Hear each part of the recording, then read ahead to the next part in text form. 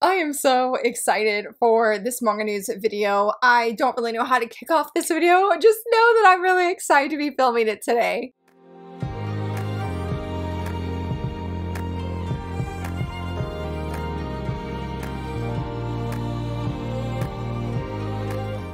Hello friends, happy Monday. So very excited that you're here. So excited to be doing another video talking about a bunch of manga news though, you know, mainly shoujo news because I just really want to feature it and we have some really fun things to talk about this week. Very excited. I know I just actually repeated myself, but so let's go ahead and dive in so I don't keep repeating myself. As always though, all the links to this information will be down below. So if you're curious about like, I want to find out more or you want to know where the source is, I got you covered friends. I got you covered. So let's go ahead and start off with some news that isn't the manga licenses from this past week. I will get to those, don't worry. But I really wanted to talk about that it was confirmed on Anime News Network that Magical Girl Dandelion is going to be coming to the Viz Media app this October. It's right there that Viz Media confirmed to Ann on Friday that it has licensed the manga and will release this early October. I am very, very excited. My husband and I already talked about this, that we're going to renew our Viz Media app because I was like, I want to read this really bad and I've been looking for some kind of justification to get back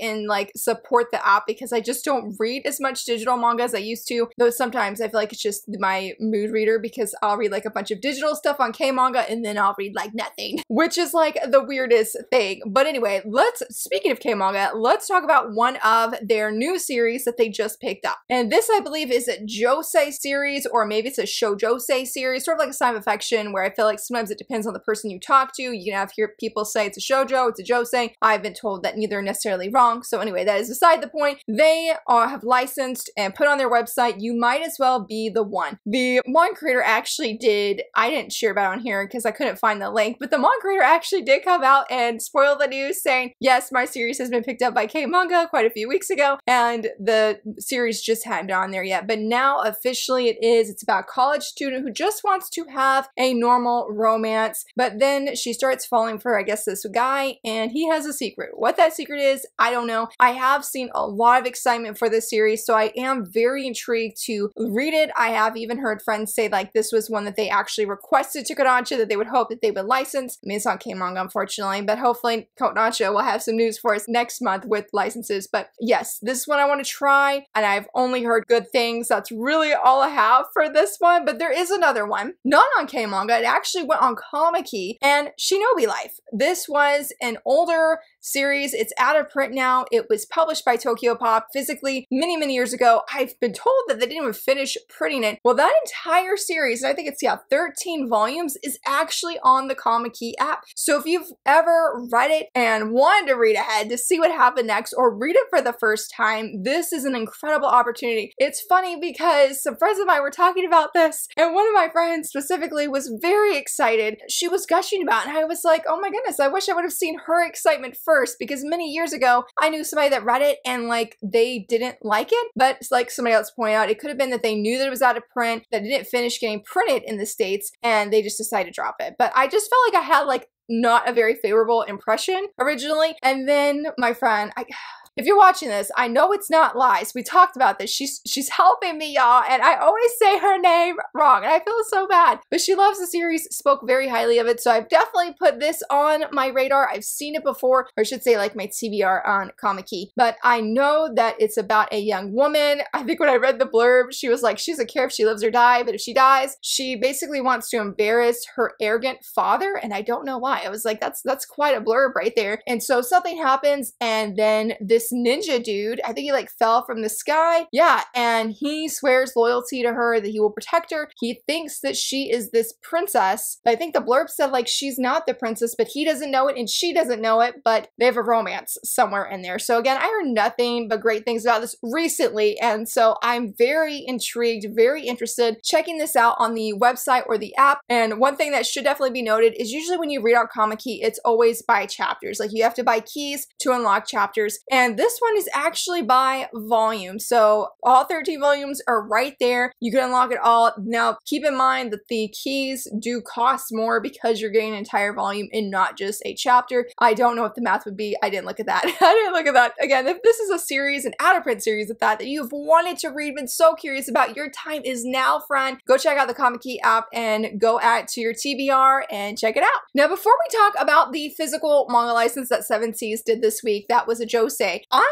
randomly happened to find from some random tweet, not even an account I follow. I don't follow that many manhwa accounts, honestly. I mean, outside of like my Films Are Just to Die manhwa accounts, I follow those and keep up with them. But I just happened to see this one person tweet that we were getting this one big light novel on Tapas's website. And there is an entire thread that Tapas mentioned on X of a bunch of different titles that they are officially getting. These will be all new releases. One of them that I wanted to note was Who Made Me a Princess. We're getting the light novel on Tapas. But the big one I wanted to mention that comes out, if the date doesn't change, on the 18th of October is How to Win My Husband Over. Now, if you remember, I mentioned a while back on like my top 5 manhwa licenses that I would love to see physically in English. It was this series. And so I'm feeling very optimistic that somebody is going to give us the manhwa physically in English, because I'm like, if Tapas is getting the digital light novel, then I'm like, surely this is a sign that we will physically eventually get the manhwa. Ice Press, I mentioned last week manga news video that Ice Press is going to have a license panel, or just a panel in general. They did say in their little blurb thingy on the website that they're going to have announcements, and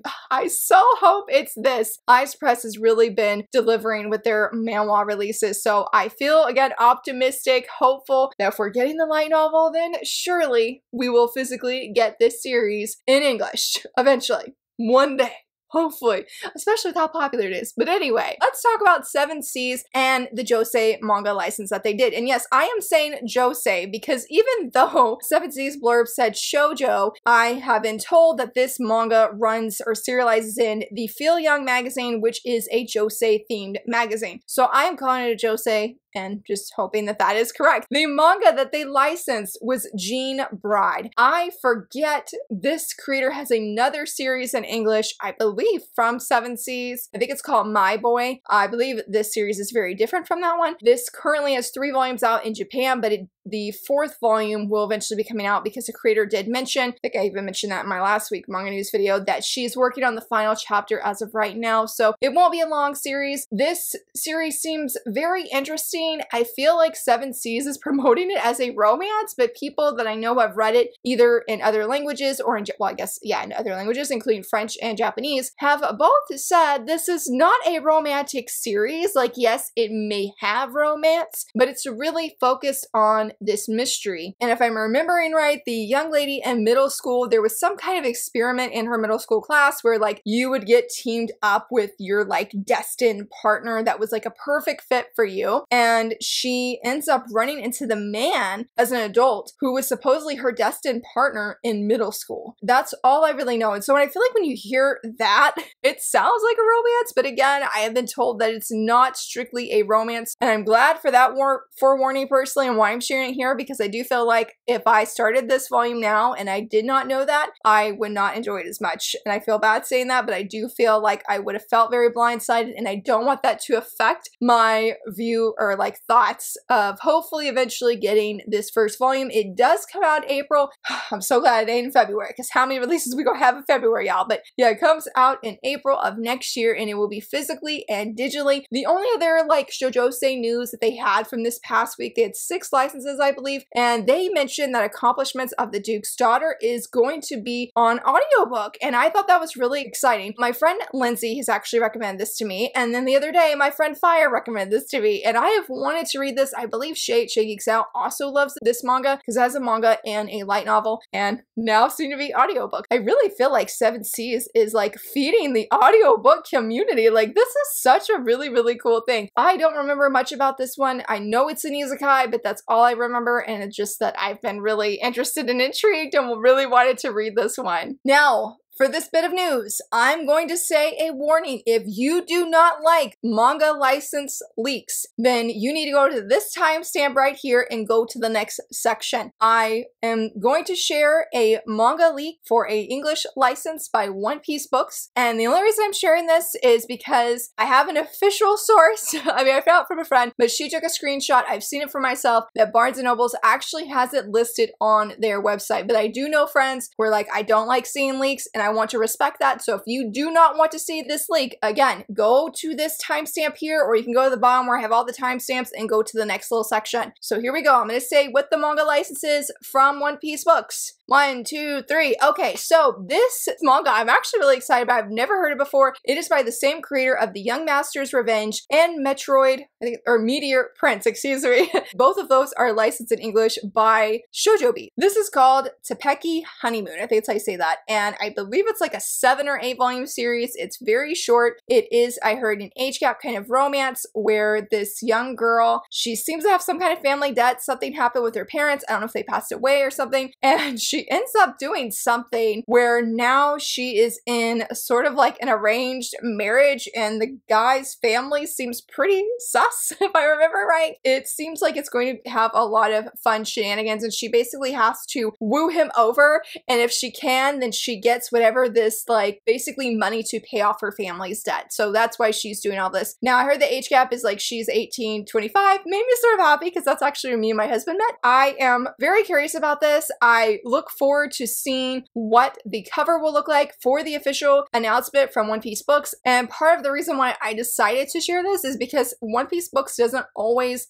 do license announcements where we know for sure. Like, the only one vividly coming to mind is Tales of the Tendo Family. Typically, we just find out because of some other account and they just share it. Just to put that out there, that is why I decided to share it this week, especially since it is up for pre-order, at least volume 1 is, and it comes out in July of next year. We'll be picking up unless something changes, but I am very curious about this story because it just sounds like it's going to be so much fun. All right, friends, now we are back to regular things, no leaks here or anything. Let's talk about some Japanese manga light novel news. So I had zero, and I mean zero, idea that the creator of Yusotoki Rhetoric is actually, I was trying to say it was behind me, but it's not, is actually working on another series. And not just that, but that volume 1 came out the 21st of September, and I was just mind blown because when you look at this cover doesn't scream mystery vibes like Yusotoki Rhetoric. It is a, supposedly, according to the tweet, a new modern Japanese style fantasy. I believe that this young woman that's on the cover here, that she is from the moon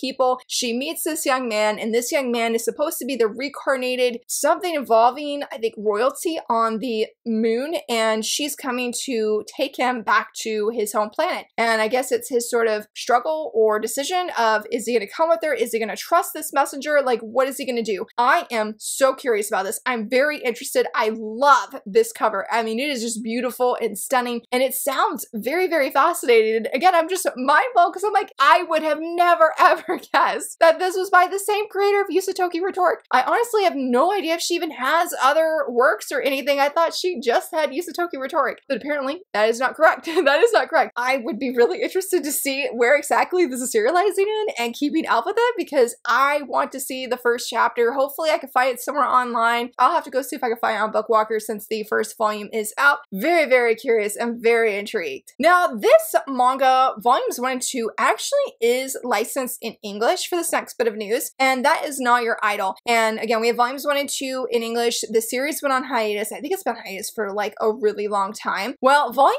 3 just released in Japan, and I thought I would share the cover because it is beautiful and stunning. I really, really love it. So ultimately, what I wanted to do was I wanted to share this beautiful cover and do announce that the series is no longer on hiatus. I really don't know though, is Viz going to physically release this volume in English after so much time has passed? I would be very, very curious to know because I think somebody said like most manga licenses or like light novel licenses, I would just say manga specifically because that's only what I've heard, but like they'll license a series and say that series currently is volumes 1 through 9, then it releases volume 10 a year later in Japan. I think like the English publisher has to license that volume specifically to print it. I think that's right. I think that's what I've heard. It makes me curious if that would be the same scenario with volume 3 because there were so many people who were really excited to just find out news that this series has returned from hiatus and officially has a new volume out. And speaking of volumes that are out, so this is about a Japanese manga, I think it's a light novel actually, but that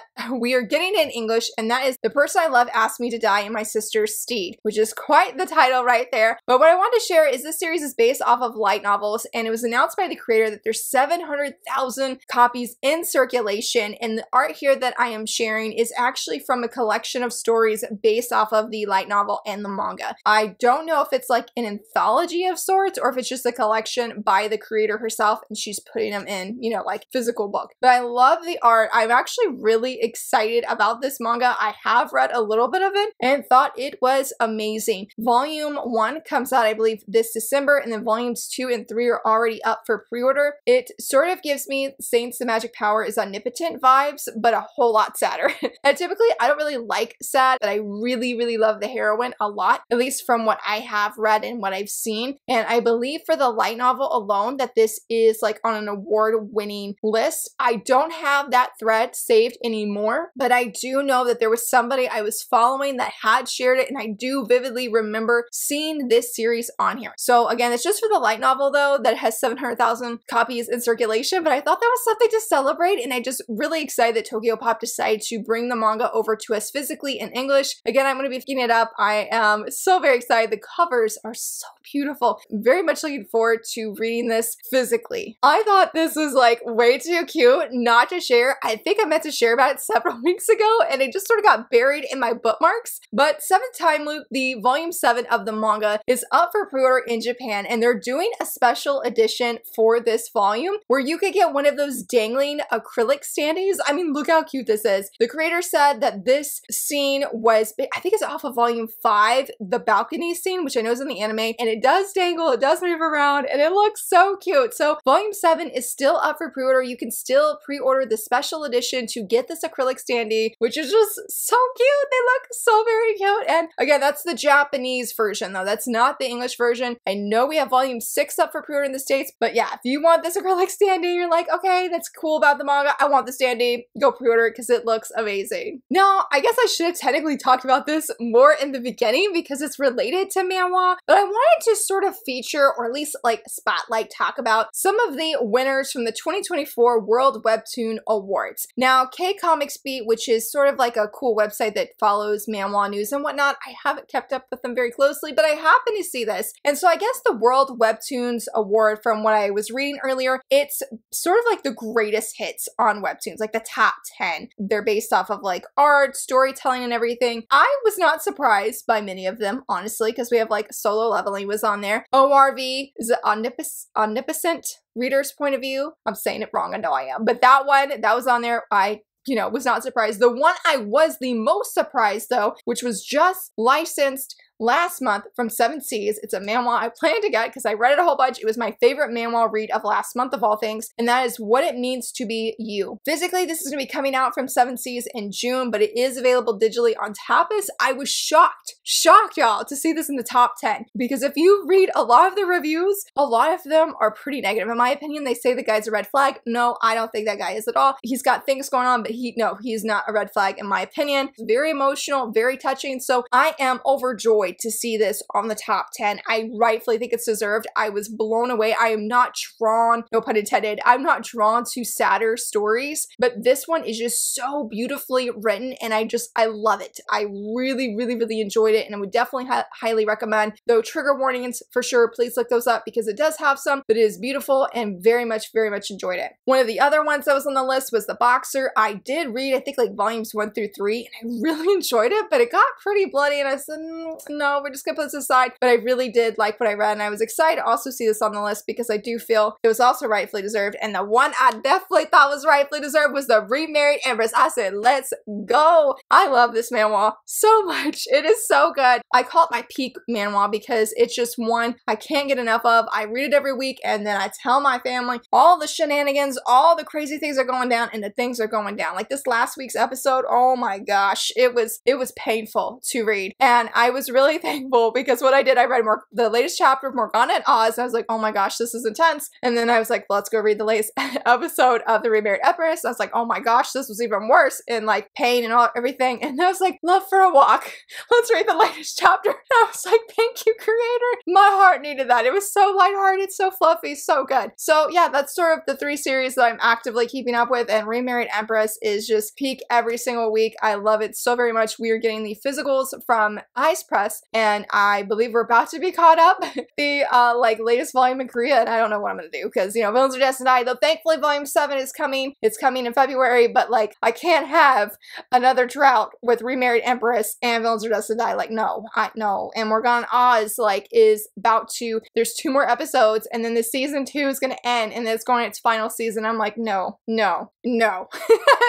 So yeah, and one of the things I also thought interesting about this list is that the person who put this together did mention the Overseas Award, and that was Tomahawk Angel. I have not read this, but my friend, the Manga Sloth, has gushed a lot about this series. He did like a special live stream with the creator, I believe, or if it wasn't with the creator, I know he did a special video that was just geared toward Tomahawk Angel and how much he really enjoyed it. I have not checked it out, but I do know physically it's available from Dark Horse. So definitely, and there were other ones as well because it said it's like a top 10, but I just wanted to feature those because those were the ones I was really, really excited about or was surprised and just very interested. But let's go ahead. You know, I debated, I was like, should I start with this first? Should I start with this last? The anime news, My Happy Marriage Season 2. It is coming to Netflix. We got the trailer recently. If I can, I'll leave the links here in the corner. It looks good. I have not finished the first season because my Netflix is just so wonky for my TV. My computer, it's fine, but I'm like, I don't want to watch anime on my computer. I want to watch it on my TV and chill on my couch. I definitely have watched the trailer 2 or 3 times. Love it. It looks beautiful, stunning. Coming in January 2025. So I've got time. You've got time if you are not caught up, or maybe you want to rewatch it. We have time for both.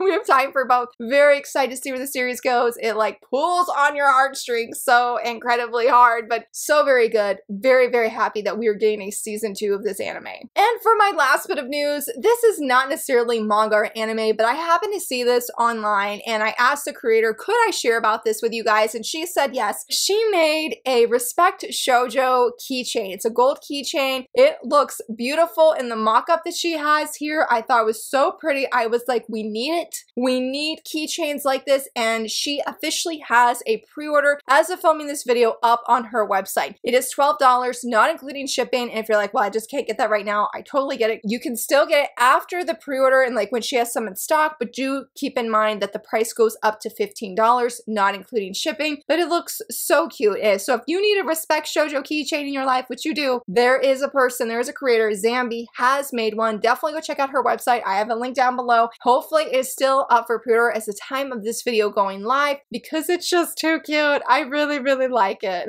And that, my friends, is all the manga and anime news I have for you. I think it was a great way to close out the month of September with a lot of exciting announcements. October has a con, has some good things that are coming. New anime is dropping, so I feel like it's going to be a great upcoming month of manga news, anime news, and look forward to sharing all of the things. I hope that you saw some exciting things in this video, though. Let me know what you're most excited for, and if you enjoyed this video, please give it a thumbs up and subscribe, and thank you so much for watching. Bye!